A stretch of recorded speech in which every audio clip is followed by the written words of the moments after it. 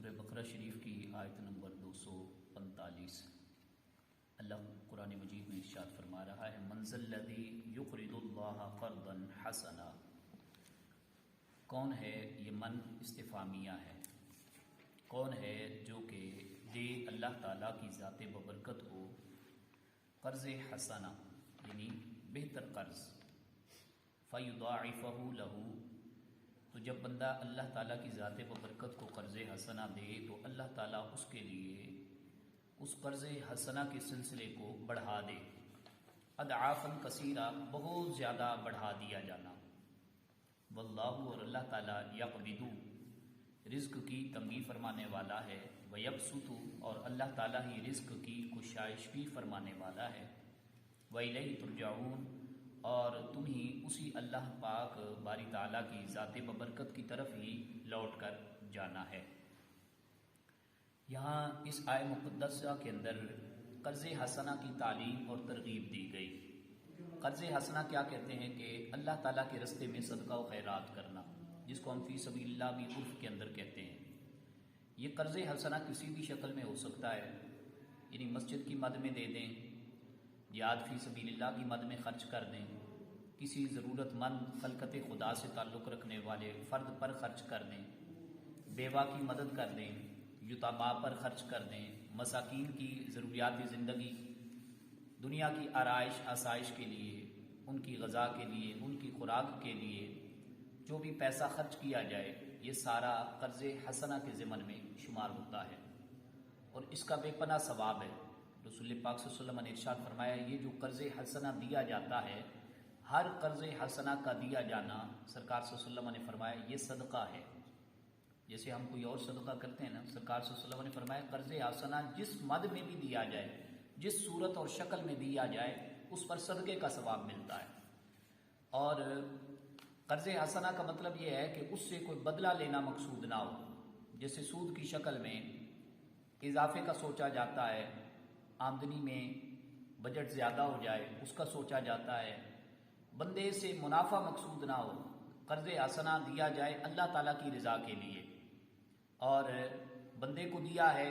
بندہ اس کا نعم البدل اسی صورت میں واپس کر دے، پھر بھی ثواب ہے، دیر سے واپس کرے پھر بھی اور زیادہ ثواب ہے، اور اگر بندہ قرض حسنہ کی مد میں شکل میں دے کسی کو یہ نیت کر کے، اور اگلا بندہ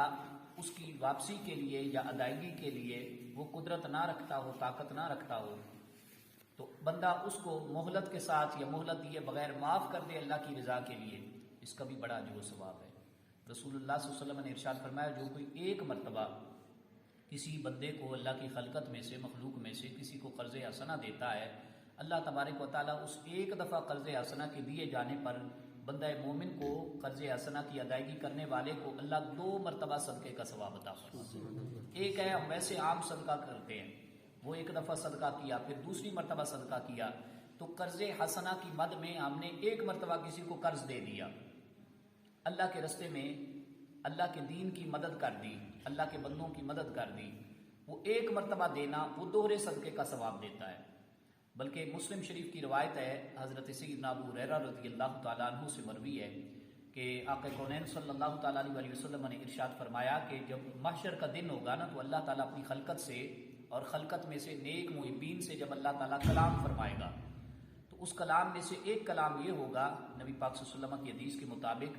کہ اللہ پاک اپنے بندے سے فرمائے گا کہ اے بندے، میں نے تجھے رزق دیا تھا اپنا، بندہ اعتراف کرے گا، اقرار کرے گا، سر تسلیم خم کرے گا، جی باری تعالیٰ تو نے مجھے رزق دیا تھا، اے بندے تجھے میں نے قدرت بھی دی تھی، یا الہی، بالکل قدرت کا بھی اعتراف کرتا ہوں، قدرت بھی دی تھی۔ اللہ پاک فرمائے گا میں بھوکا تھا، مجھے رزق درکار تھا، میں بھوکا تھا، تو نے مجھے کھانا کیوں نہیں کھلایا؟ اب یہ عجیب سا ایک تصور ہے کہ اللہ تعالیٰ کی ذات بھلا بھوکی کیسے ہو سکتی ہے؟ اللہ تعالیٰ تو غذاؤں کا عطا فرمانے والا ہے، وہ تو رب العالمین ذات ہے، وہ تو پالنہار ذات ہے، اسے غذا کی، خوراک کی، رزق کی کہاں ضرورت پڑ گئی؟ ضرورت تو ان کو پڑتی ہے نا جن کے ساتھ محتاجی کا سلسلہ ہوتا ہے۔ اللہ تعالیٰ تو محتاجوں کی محتاجی کو دور فرمانے والی ذات ہے، وہ خود کیوں کر محتاج ہو سکتی ہے؟ جو محتاج ہوتا ہے وہ خدا نہیں ہوتا۔ لیکن اللہ پاک وہاں پر ارشاد فرمائے گا کہ میں بھوکا تھا، اے ابن آدم اولاد آدم یعنی خلقت خدا سے تعلق رکھنے والے انسان، تو نے مجھے غذا کیوں نہیں دی تھی، کھانا کیوں نہیں دیا تھا؟ تو بندہ جس طرح آج ہمارا ایمان ہے نا، ہم جس ایمان اور نظریہ کے اہل ہیں وہی نظریہ بندہ قیامت والے دن اللہ کی بارگاہ میں پیش کرے گا۔ بار الہ یہ کیسے ممکن ہے؟ تو خدا ہے، تو خالق ہے، تو عالمین کے پیٹ پالتا ہے، اور تو رب العالمین کی شان رکھنے والی ہستی ہے، تو کیسے بھوکا ہو سکتا ہے؟ تو اللہ پاک فرمائے گا میرے بھوکا ہونے کا مطلب یہ ہے کہ فلاں میرا بندہ بھوکا تھا، تیرے پاس آیا تھا، تیرے دروازے پر اس نے دستک دی تھی، اور اس نے تجھ سے خوراک کا، غذا کا سوال کیا تھا، طلب کی تھی۔ اگر تو اسے دے دیتا، اس وقت اس بھوکے کی مدد کر دیتا، اس کھانے کی طلب رکھنے والے کو کھانا پیش کر دیتا، تو پھر اس کا اجر، اس کا صلہ آج مجھ سے پاتا۔ اسی طرح پھر اس حدیث کے آخر میں پیاس کا بھی سوال ہے، میں پیاسا تھا، تو نے مجھے پانی کیوں نہیں پلایا؟ یا الہی تو کیسے پیاسا ہو سکتا ہے؟ فلاں بندہ میرا پیاسا تھا، اسے پانی کی طلب تھی، اس کی پیاس بجھانے کے لیے تیرے پاس اسباب تھے، وسائل تھے، اگر تم اس وقت اس میرے بندے کی، خلقت خدا سے تعلق رکھنے والے بندے کی مدد کرتا تو آج مجھ سے وہ پاتا، سب کچھ صلہ ملتا۔ تو اس لیے بظاہر بندہ سمجھتا ہے کہ یہ میں آپ پر اور آپ مجھ پر لگا رہے ہیں، ہم انسان ہیں، ہمارے ساتھ ایک ہمارا معاشرتی ایک دوسرے سے تعلق ہے، ہماری ضروریات سانجھی ہیں، ایک دوسرے سے جڑی ہوئی ہیں، تو اللہ تعالیٰ نے ہمیں ایک دوسرے کا محتاج بنایا ہے اپنی برکت کے لیے اور اپنی محبت کے لیے، اپنی قربت کے مقام تک پہنچنے کے لیے۔ چاہے تو اللہ تعالیٰ بندے کی ضرورت پوری کر سکتا ہے، لیکن سوسائٹی میں ایک قربت پیدا کرنے کے لیے، محبت پیدا کرنے کے لیے اور رشتہ جوڑنے کے لیے اللہ تعالیٰ نے ہمیں ایک دوسرے کا جو ہے نا وہ محتاج بنایا ہے، پابند بنایا ہے۔ ہم ایک دوسرے کی کتنی مددگیری کرتے ہیں، ایک دوسرے کے احساسات، جذبات کا کتنا خیال رکھتے ہیں، کتنا کام آتے ہیں ایک دوسرے کے۔ تو جو بندہ اس نہج سے، اس طرح سے خلقت خدا کی مدد کرتا ہے تو پھر بار الہ جل جلالہ اسے قیامت والے دن اپنے صاحبان رحمت میں جگہ عنایت فرماتا ہے، اور یہ بہت بڑا تحفہ ہے اللہ کریم کبریا ذات جل جلالہ کی طرف سے، کہ جس کو اللہ کریم کی طرف سے قیامت والے دن اس سخت ترین گرمی کے اندر سایہ رحمت عطا کیا جائے گا، صاحبان رحمت سے نوازا جائے گا، تو وہ بندہ کرم والا کرم اس پر ہوگا۔ تو اس لیے فرمایا من ذا الذی یقرض اللہ قرضا حسنا، کون سا شخص ہے جو اللہ تعالیٰ کو قرض دے، قرض حسنا۔ یہ یقرض اللہ کا معنی کیا ہے؟ یعنی اللہ کو قرضہ دے۔ اصل میں جو مقدر ہے نا معنی اس کے اندر پوشیدہ ہے، وہ یہ ہے یقرض عباد اللہ، کون ہے جو اللہ کے بندوں کو قرضہ دے۔ آج نہیں دیتے نا قرضہ، ہاں جو لینے والے ہیں ان کو بھی چاہیے کہ وہ جلدی پھر واپسی کی سبیل بھی پیدا کریں، تاکہ دینے والے بھی دینے پر وہ آمادگی ظاہر کرتے رہیں اور ثواب کماتے رہیں، اس کا بڑا ثواب ہے۔ تو ان کے نہ واپسی کرنے کی وجہ سے، اعتماد کے اٹھ جانے کی وجہ سے، یہ اعتماد کا ہی فقدان ہے نا، کہ بد اعتمادی ہے جس کی وجہ سے بندے کے پاس ہوتے بھی ہیں اسباب لیکن بندہ کسی کو دینے پر تیار نہیں ہوتا۔ حتیٰ کہ آج تو وہ دور آ چکا ہے کہ جس کے اندر اگر باپ کو ضرورت پڑے تو بیٹا، اور بھائی کو ضرورت پڑے تو سگا بھائی، خونی رشتہ دار، وہ قرض دینے کے لیے تیار نہیں ہوتا۔ تو یہ دوسرا جو پہلو ہے نا، تصویر کا دوسرا رخ ہے، وہ بھی ہمیں صاف رکھنا چاہیے کہ جب نہیں تھے تو لوگوں سے سوال کریں، اپنی ضرورت پوری کریں، اور یہ سوال کرنا اس طرح اپنی ضرورتوں کے لیے، یہ کوئی دین کے برخلاف بات نہیں ہے۔ رسول اللہ صلی اللہ علیہ وسلم کی بارگاہ میں صحابہ کرام کثیر طور پر اس طرح کا سوال کر لیا کرتے تھے اور ایک دوسرے کی مدد فرما دیا کرتے تھے۔ یہ ایک ثواب کا ایک عنصر ہے، ثواب کا ایک عمل ہے، اس سے ثواب کمایا جا سکتا ہے۔ پیسہ تو وہ ہے جو واپس پھر ریٹرن ہو جائے گا یا ہم اسے معاف کر دیں گے، لیکن ثواب اور اجر یہ پھر مواقع اور یہ پھر بہانے، یہ پھر بار بار نہیں ملتے۔ تو یہ اصل میں آیت اس وقت نازل ہوئی کہ یہ جو آگے الفاظ ہے نا فَيُضَاعِفَهُ لَهُ أَضْعَافًا كَثِيرًا، اللہ پاک بڑھا دے اس کو، کئی گنا بڑھا دینا۔ یہ سورہ بقرہ شریف کی ایک آیت ہے، چند آیات کے بعد وہ آیت مبارکہ آئے گی، اور اس آیت کو میں پڑھ دیتا ہوں کہ اللہ پاک نے فرمایا مَثَلُ الَّذِينَ يُنْفِقُونَ أَمْوَالَهُمْ فِي سَبِيلِ اللَّهِ كَمَثَلِ حَبَّةٍ أَنبَتَتْ سَبْعَ سَنَابِلَ فِي كُلِّ سُنبُلَةٍ مِّائَةُ حَبَّةٍ۔ وہ آیت یہ سورہ بقرہ کی آیت نمبر 261 ہے۔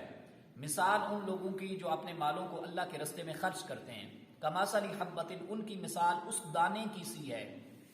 انبتت سبع سنابل، کہ جس دانے سے اللہ پاک 7 بالیاں اگائے۔ دانہ ایک تھا اور اس دانے یعنی بیج کی وجہ سے اللہ تعالیٰ نے 7 بالیاں اگائی۔ اب 7 بالیوں تک سلسلہ نہیں رہا، فی کل سنبلۃ مئۃ حبہ، پھر اللہ تعالیٰ نے ان میں سے ہر ایک بالی سے فی کل سنبلۃ ہر ایک بالی سے کتنے دانے پیدا کیے؟ 100 حبہ 100 دانے پیدا کیے. بالی دانہ ایک تھا اور اللہ تعالیٰ نے 700 بالیاں اس سے پیدا کی، اور پھر 7 سنابلا 7 بالیوں میں سے پھر اللہ تعالیٰ نے ہر ایک بالی سے پھر 100 دانہ پیدا کیا. تو یہ تو بہت سلسلہ جو آگے جا پہنچا نا ثواب کا اور اجر کا اور برکتوں کا. تو جب یہ آیت مبارکہ اتری نا تو نبی کریم صلی اللہ علیہ وسلم نے اپنی امت کی وجہ سے، دیکھو نا کہ امت کا کتنا احساس تھا سرکار دو عالم صلی اللہ علیہ وسلم کی بارگاہ میں، آپ کے قلب اطہر شریف کے اندر کتنا درد تھا. آج تو ہم اپنے رسول پاک صلی اللہ علیہ وسلم کی اداؤں کو، آپ کی تربیت کو، آپ کی سیرت کو، آپ کے کردار کو بھول چکے ہیں. آج درود پاک پڑھنا بھی ہمارے لیے ایک مسئلہ بن چکا ہے، مشکل مرحلہ ہے کہ ہم 300 مرتبہ علماء کہتے ہیں کہ جو کوئی پڑھتا ہے نا ڈیلی بیسس پہ درود شریف نبی پاک صلی اللہ علیہ وسلم کی بارگاہ میں کسی بھی سیغے کے ساتھ کسی بھی لفظ کے ساتھ پڑھ لے تو وہ 300 مرتبہ پڑھے گا تو کم از کم اس پر کثرت کا لفظ لگ سکتا ہے. تو 300 سے زیادہ یہ جو ہمارے اکابرین ہیں، امت کے بڑے لوگ ہیں، وہ تو ہزاروں کی تعداد میں، لاکھوں کی تعداد میں روزانہ پڑھ لیا کرتے تھے. لیکن آج اس مصروفیت کے دورے کے اندر ہم درود پاک پڑھنا بھی ہمارے لیے مشکل ہو چکا ہے. ہم تو اس بارگاہ مصطفیٰ کریم بارگاہ خیر الورا صلی اللہ علیہ وسلم کے اتنا حیا نہیں کرتے نا، وقت نہیں نکالتے. وہ رسول پاک صلی اللہ علیہ وسلم اتنی اپنی امت کا احساس کرنے والے تھے کہ جب یہ آیت اتری نا کہ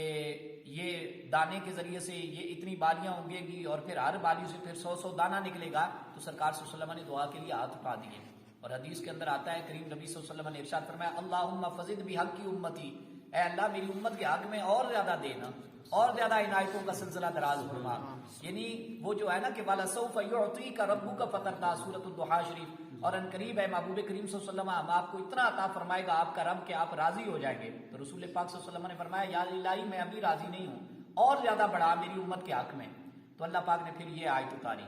اچھا ہے حبیب کریم صلی اللہ علیہ وسلم اگر آپ اتنے سے بھی راضی نہیں ہیں، آپ کی طلب اور ہے، تو پھر دیکھیں قرآن مجید کی وحی کی شکل میں اللہ تعالیٰ نے یہ آیت اتار دی کہ اچھا کوئی آپ کا امتی پھر آپس میں بھی ایک دوسرے کو قرض حسنہ کے ساتھ پکارے گا نا، مدد کرے گا، تو اللہ تعالیٰ اس کے لیے بہت زیادہ بڑھا دے گا. واللہ یقبض ویبسط. اب اس کا لفظی معنی تو یہ ہے اللہ تعالیٰ تنگ دستی فرمانے والا ہے، اور اللہ تعالیٰ ہی رزق کی کشائش بھی یعنی اس کی وسعت فرمانے والا ہے. اب اس کے اندر ایک باریک سا آج کل کے حوالے سے بھی ایک جواب ہے کہ کئی لوگ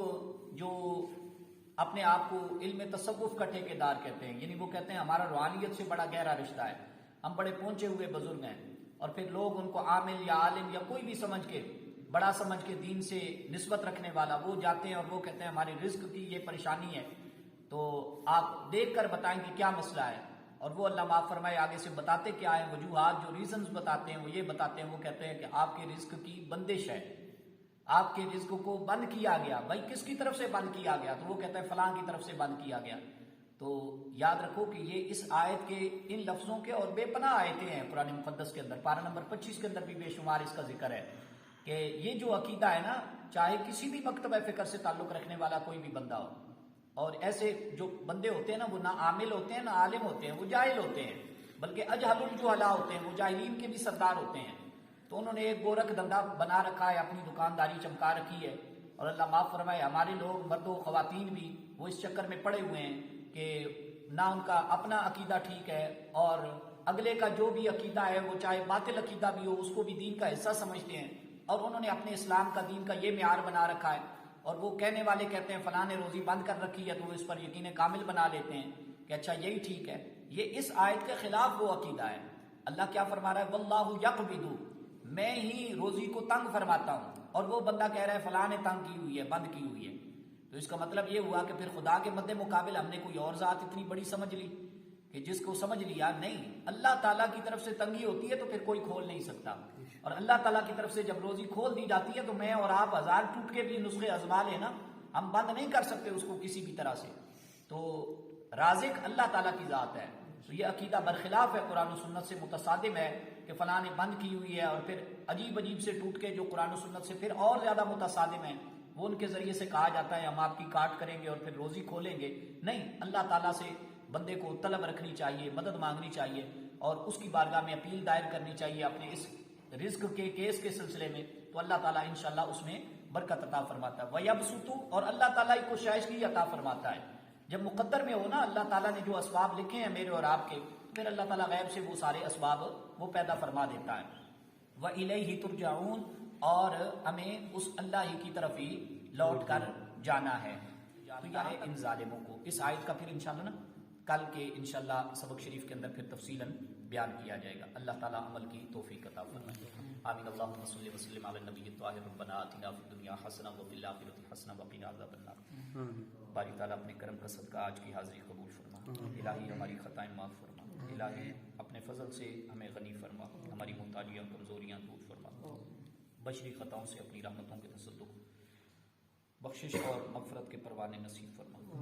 الہی حق کا بول بالا فرما، قرآن و سنت کی بالادستی کو قائم و دائم فرما، آنے والوں کو جزائے خیر عطا فرما، سننے سنانے والوں کو اجر عظیم عطا فرما، مال جان رزق کے حلال کاروبار خیر کی برکت عطا فرما، تعلیمی علمی عملی میدان میں، اصلاحی میدان میں، تربیتی فکری نظریاتی میدان میں برکتوں سے بہراور فرما، ہمارے آباء و اجداد کی خیر فرما، جن کے والدین مرحومین مرحومات دار فانی سے آج دن تک ملت اسلامیہ کی فوج سلطان پردہ فرما گئے، ان کے لیے اس کو اصال ثواب کا ذریعہ فرما۔ الہی کوئی پریشان حالی کا شکار ہے، سب کو پریشانیوں سے خلاصی عطا فرما، مصیبت زدوں کو مصیبتوں سے رہائی عطا فرما، الہی ایمان کی سلامتی ایمان کی برکت عطا فرما، رسول اللہ صلی اللہ علیہ وسلم کی سچی محبت کے جام عطا فرما، آپ کی اتباع کا ذوق شوق عطا فرما، دین مصطفی کی بہاروں پر قائم رہنا نصیب فرما، بار بار مکہ معظمہ شریف مدینہ منورہ شریف کی حاضری نصیب فرما، بے روزگاروں کو حلال روزی عطا فرما، الہی بیماروں کو شفا کاملہ عاجل عطا فرما، امت کی مظلوم طبقات جہاں جہاں اپنی آزادی کے لیے دین اسلام کی سربلندی کے لیے کام کر رہے ہیں، یا اللہ ان کو ہر میدان میں سرخرو فرما۔ صلی اللہ تعالی علی حبیبہ محمد وعلی آلہ وصحبہ اجمعین برحمتک